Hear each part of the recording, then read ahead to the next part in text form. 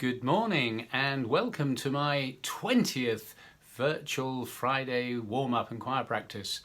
I've got to come clean right at the beginning of this and tell you that I'm actually recording this on an earlier day than Friday because I've got quite a busy week this week, and so I thought I'd get it done earlier. So I'll pretend it's Friday today, although it isn't Friday at the moment, if that makes sense. Anyway, I hope you've had a really good week and that you've achieved all the things you've wanted to achieve. Weather hasn't been quite so good, but I gather it's Friday, isn't it? The weather's really good today. Yes, I hope it has been a good week. It was lovely to be with everyone in church on Sunday. It all seemed to work very well.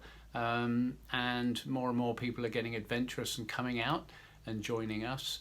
And it's all been beautifully organised, and we're all able to social distance and worship together. So that's been great, and I love Averil's big long stick, the 2-metre stick, and if you don't sit 2 metres apart, woe betide you.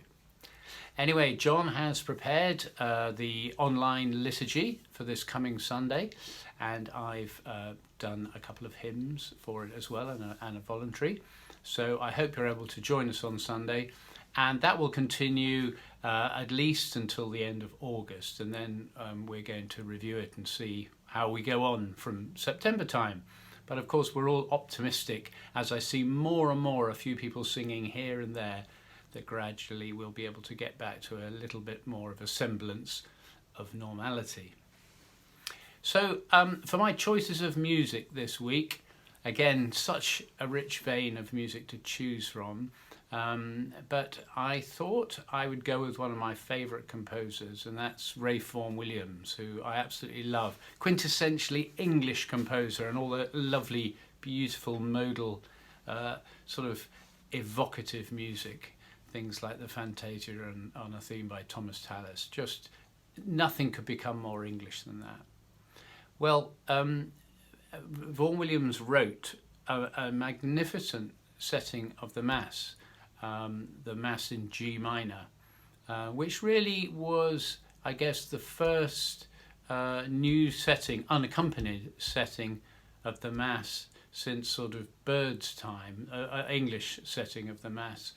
And it really is an absolute masterpiece. It's set for 2 4-part choirs, and also for a solo quartet as well. And so today I'm pointing you to a video actually made by Westminster Abbey at a big service, so it's a live performance of the Kyrie of the Vaughan Williams Mass in G minor, which I just think is absolutely sublime. Bit scary if you're an alto, the way it starts off at the beginning and comes in towards the end, and actually quite scary if you're a treble singing the solo, and the little boy on the video is amazing. But just listen to this, and it harks back to the polyphonic style of the Tudor era, but at the same time it reflects the new harmonies that Vaughan Williams was very much part of, the influences, and that sort of modal feel that Vaughan Williams always has in his music. So I'll let the music speak for itself after that.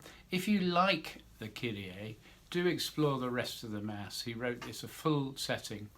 It really is absolutely magnificent. If you don't know it, you're in for a treat. And I thought, while I was thinking about the Mass setting, that one of my favourite anthems by Vaughan Williams, again unaccompanied, which isn't quite as well known, I guess, is a setting of John Bunyan from Pilgrim's Progress. Bunyan was a writer that Vaughan Williams very much admired, and this piece is called Mr. Valiant for Truth, and it was written in the 1940s, and I guess it must have been, in a way, sort of great comfort to all those people who fought in the war. I've attached the words so that you can see this journey. It starts off with the hero of the piece, alto solo, and it's a sort of narrative telling the story, and then the choir reflect on that. And it ends with this absolutely superb, and all the trumpets sounded and they passed on to the other side. It's just the most magical piece. It's difficult to describe, really. It's rather unusual, and it might take a couple of listenings to, but if you're up for it, do listen to it. It's very, very exciting. It's lovely to sing too, but it really is a very special piece and one of my favourites. So Vaughan Williams this week, and of course that might make you listen to more of his orchestral music or more of his sung music, choral music. I don't think we do very much at St. Mary's. We really ought to do a bit more because there's some great stuff out there. So see what you think. Okay? So I'm now just going to pop over to my piano over here and we'll do a couple of warm-ups. See you in 2 secs. So by the power of technology, here I am, 2 feet across. So here we are for our last warm-up for July. Let's make sure we're sitting nice and comfortably, or indeed standing nice and comfortably. Make yourself nice and loose. I'm sure you've had time to have a little shake down and just be relaxed. Make sure you're standing nice and tall, or if you're sitting, feet on the floor, nice straight back, nice and relaxed. Okay? So let's just take a few deep breaths just to get ourselves in the zone, as it were.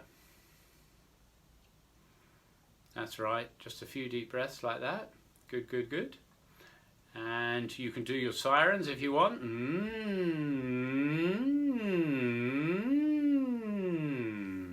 But I'll leave that to you if you want to do some of those.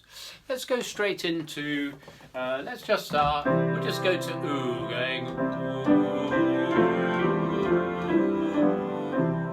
Just up 5, 2, 3, 4.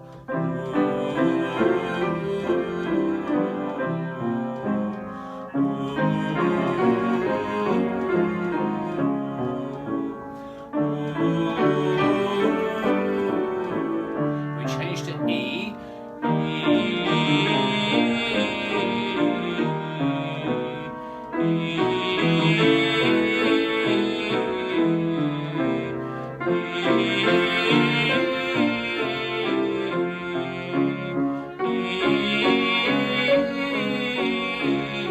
Change to R. I'm a bit rusty.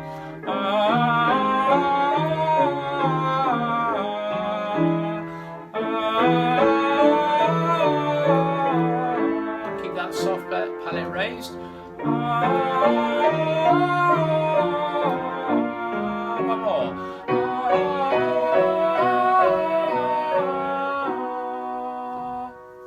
Good, excellent. And by popular request, we'll go for our traditional A-R-E. Okay, here we go. 1, 2, 3.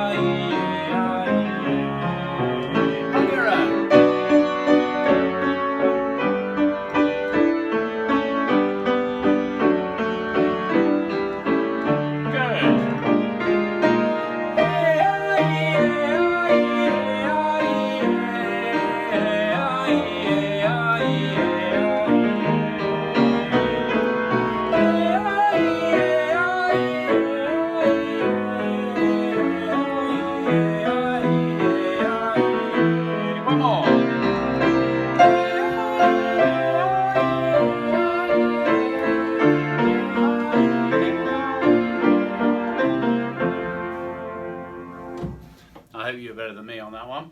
And one more by popular request I was asked for. Oh, we haven't done this one for a while. So should we do our sea blue car? Going sea blue car, sea blue car, sea blue car, sea blue car, sea blue car, sea blue car, sea blue car, sea blue car, sea blue car, sea blue car, sea blue car, sea blue car, sea blue car, sea blue car, sea blue car, sea blue car.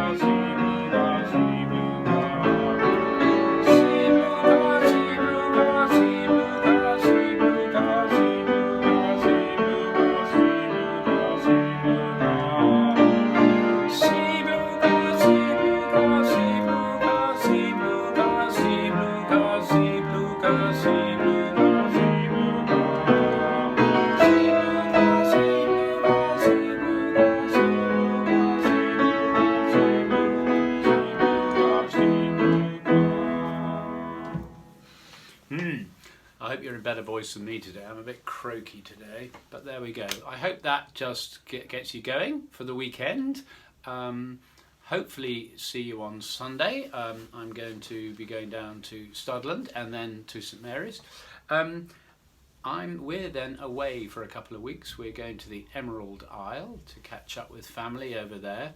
I did wonder whether, as we don't have choir practice in August, perhaps I shouldn't do these, but John and I both agreed it would be quite fun to do. So you know my penchant for looking for strange venues to do these from.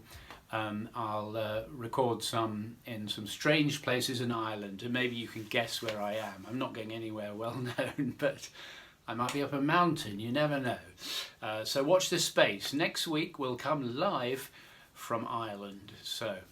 But until then, stay safe and have a good week, and I'll see you soon.